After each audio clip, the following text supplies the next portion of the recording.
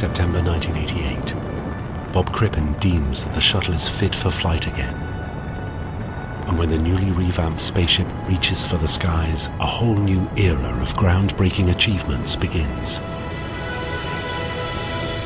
Shuttle flight STS-31 launches the Hubble Space Telescope. Discovery, go for Hubble release.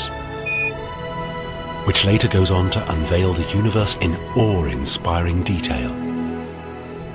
Hubble measures the age of the universe to around 13.7 billion years and confirms the existence of black holes. We've revolutionized our knowledge of astronomy.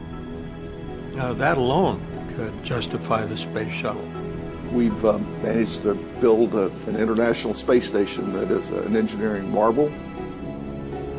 Over 30 shuttle flights carry the building blocks of the epic International Space Station into orbit.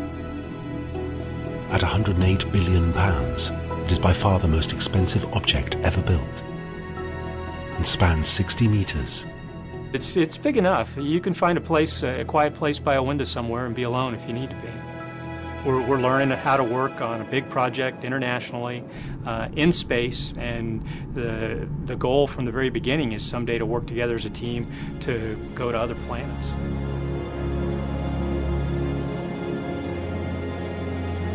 And despite being bound to Earth orbit, the shuttle continues to expand spaceflight knowledge for destinations further afield. From flying the vehicle in and out of the atmosphere, every time we do that, we're laying the bricks for future trips away from our planet. In January 2003, Shuttle Columbia is scheduled to fly a 2-week mission dedicated to zero-gravity experiments. It was a science and research mission. There was a lot of experiments on it that were very wide-ranging. Laurel Clark, mission specialist, on her first flight.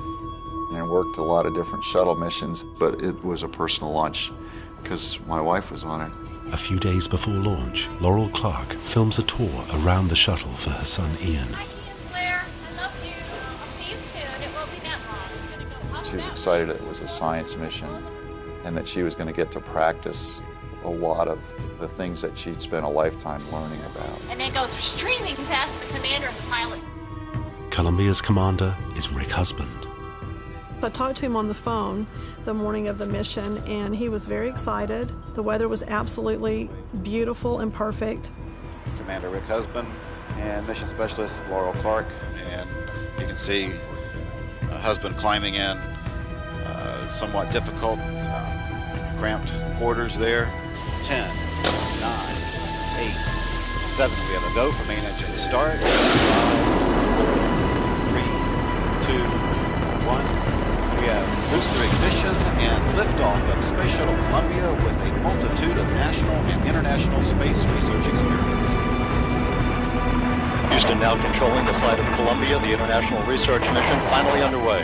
There's such a mixture of feelings of pride and anxiousness. I was very keenly aware at the exact moment when Challenger broke apart. Columbia, you send your go at throttle up. We copy, go and throttle up. The throttle up call acknowledged by Commander Rick Husband. Columbia's launch appears to be perfect. We pitch the orbiter up to Dave Brown, there on the right. The cargo bay has been turned into a laboratory, allowing mission number STS-107 to conduct dozens of experiments. Yes, we show ourselves on page 198. This mission had multiple different types of science: earth science, space science, physical science, and life science. We are growing prostate cancer. And because of her medical background, her big projects were the ones growing cancer cells in space. Well, it's been almost 10 days since STS-107 launched from Kennedy Space Center. I'm in a unique position because I work both as a flight surgeon and as a spouse. It's kind of an eerie story because it was like 2 in the morning, a week before they landed. And I remember going through the logbooks and seeing all this concern about a foam strike. High-speed cameras show insulation foam breaking off and striking the shuttle, generating a plume. I had to decide whether I was going to talk to Laurel about it on our video conference. You know, I made a decision that I was there, and I found this out not as a family member, but as a flight controller, and so I didn't talk to her about it. NASA misjudges the severity of the damage and rejects calls for closer inspection. Some engineers says, oh, it's like a piece of styrofoam hitting the bumper on your car. It didn't do any damage. No, it only knocked a hole that big in the wing. In fact, Columbia is now orbiting the Earth with a bowling ball-sized gash in its heat shield, leaving it defenseless against the brutal force of re-entry. I carry some of the burden and some of the guilt, like a lot of the people that worked in mission control, that they didn't do enough. The crew is told the foam strike is not a cause for concern, and after 16 days in space, it's time to head back to Earth. We do have 24 and 25 are NA. The mission had been incredibly successful. Everything that they had wanted to accomplish, they did. When we went out to the landing site to wait for Columbia, everybody was very excited and no concern whatsoever. The crew readies themselves and their vehicle for re-entry. Hey Rick, thanks for that tag up, and we concur with all. Columbia, Houston, good burn, no trim required. Start at 17,000 miles an hour, a couple hundred miles above the Earth. You'll notice kind of a yellowish orange glow around the perimeter of the window, and it even gets a little bit of a lime green sometime. It'll look like a thunderstorm, but it's very calm and it's very quiet. Your suit pressure integrity too. I don't have my gloves on, yes. Yep. Replug. Replug, that's all you gotta do. As the jets fire to steer the shuttle, they will reflect in the plasma that has developed around us, and that plasma, which we leave a kind of a streak across the sky as we come home. This is amazing. It's really getting really bright out there. Yeah, you definitely don't want to be outside there. Columbia is right on track toward a landing at the Kennedy Space Center at 8:16 a.m. Central. John Clark and Evelyn Husband are together with the families waiting at the Cape. We were all there. It was actually just a real calm, peaceful period of time. 1600 near. Yeah, 2210, 16. Yeah, 2260. And Houston will get to 304 in 5 minutes. Rick, we're ready for Ops 304. Re-entry appears routine until about 17 minutes before landing.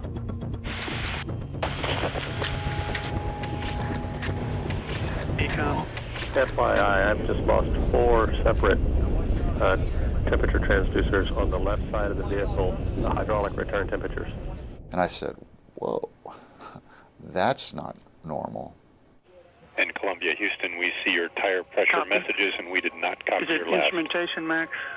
Flight Max, those are also off. You don't expect to hear communication about alarms during landing, especially something like a tire alarm. Flight Ecom. Ecom. I've got 4 temperature sensors on the bottom line data that are off scale low. Columbia, Houston, UHF comm check.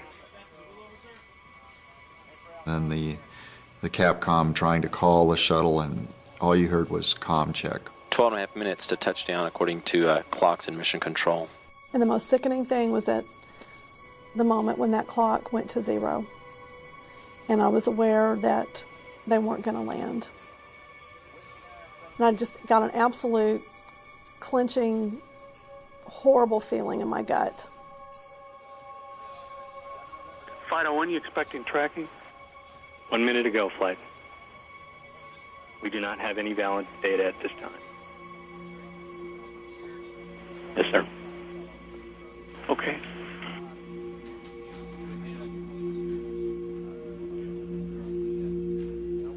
I turn on the TV and I see the videos from Dallas that show the shuttle breaking up. Multiple bright bursting flares. That was the realization for me. It was not survivable. We've lost the crew. The kids were It was from like a quiet crying to like, I mean, blood-curdling screams.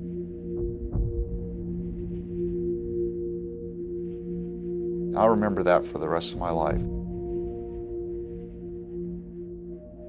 GC flight.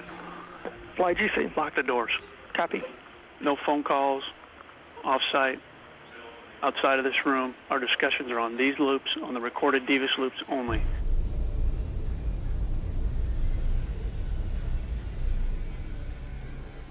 Wreckage from Columbia is found stretched several hundred miles through Texas, Louisiana, and Arkansas. NASA's investigation concludes the puncture in the heat shield allowed hot gases to enter the spacecraft and break it apart. Blunt trauma and sudden loss of oxygen killed all Columbia's crew. They stayed up there 16 days with that big hole in the wing and never knew it was there. If they'd only looked, they could have saved these guys' lives. But they didn't look. For the second time in its history, the shuttle fleet is grounded for 2.5 years. Both the Challenger and the Columbia underscored the shuttle's never going to be routine. Going to space is never going to be routine. It's a dangerous business.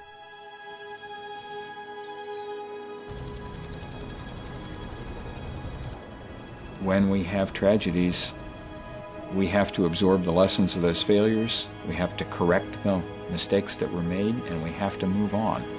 Because the only other alternative is to say we will stop flying, we will retreat. I think that's the worst possible choice. When the shuttle returns to space, Eileen Collins is the commander for its 114th flight. This is Shuttle Launch Control, where we see the STS-114 astronauts. People were saying, we shouldn't send astronauts into space, it's too dangerous. We are willing to accept a certain amount of risk to take part in this extremely important mission that we have, which is exploring space. On behalf of the many millions of people who believe so deeply in what we do, good luck, Godspeed, and have a little fun up there. We fly for our country, we fly for humanity, and we don't stop flying because we have accidents.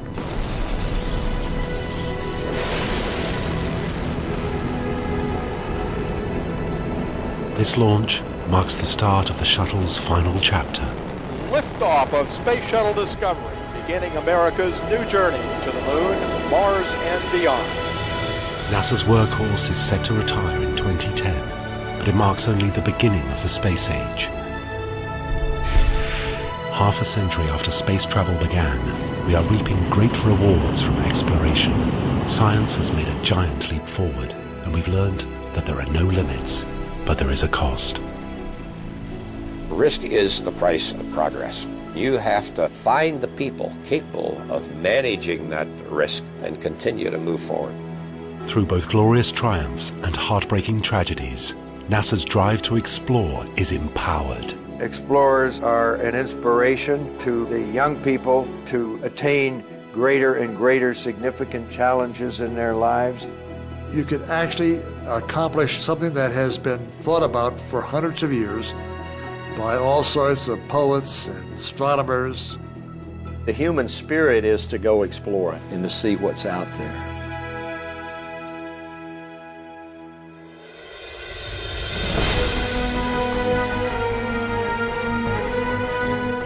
More lunar explorations next here on BBC Two, when James May achieves a boyhood dream, boards a spy plane and heads to the edge of space.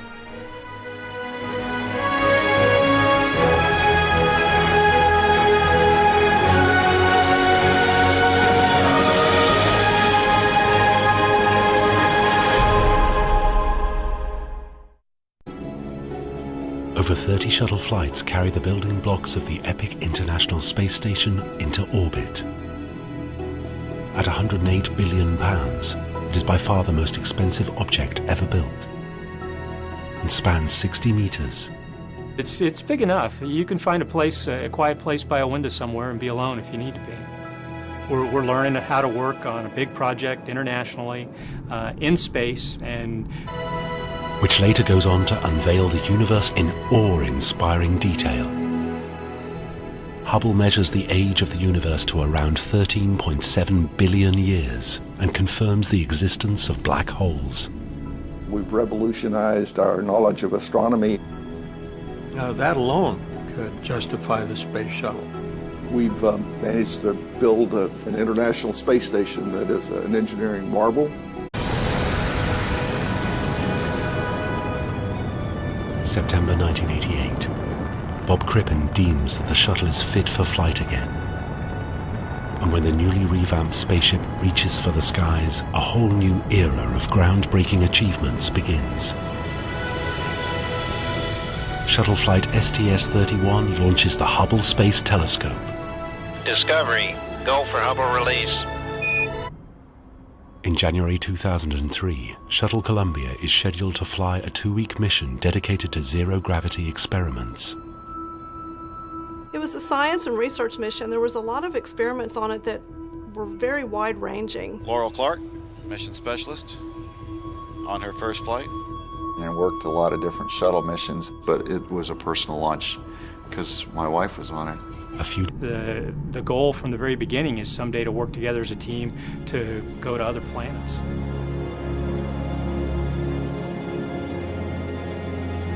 And despite being bound to Earth orbit, the shuttle continues to expand spaceflight knowledge for destinations further afield. From flying the vehicle in and out of the atmosphere, every time we do that, we're laying the bricks for future trips away from our planet.